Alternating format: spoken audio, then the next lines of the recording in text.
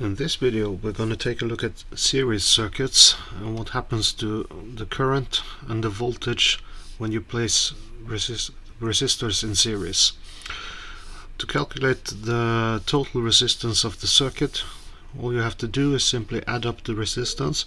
So the total resistance would be R1 plus R2 plus R3.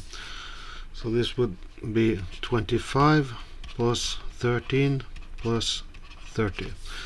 This gives us a total resistance of 68 ohms. In order to find the current, all you have to do is simply take the voltage and divide it by the total resistance. So 230 volts divided by 68 ohms would give us a current of 3.38 amps, and it's the same current that is running through all of the resistors. But the voltage, however, it will change over this resistance, and this resistance. To find out what kind of voltage you can expect over each resistor, you would need to take the current and multiply it with the resistor you want to find the voltage over. So the voltage over R1 would be the current multiplied by R1.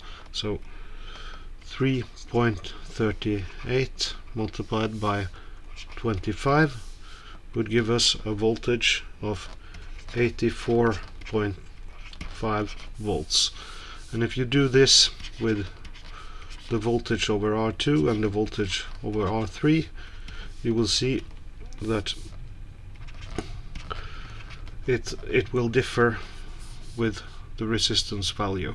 So times 13 gives us 43.9 volts over R2, and 3.38 multiplied by 30 gives us a voltage of 101.4 volts.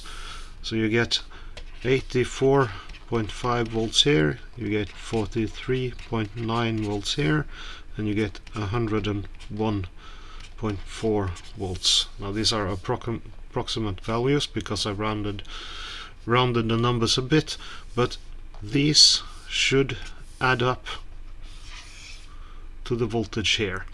So you get some voltage over the first, and you get a little less over this because there's less resistance, and then you get more over this because it's more resistance.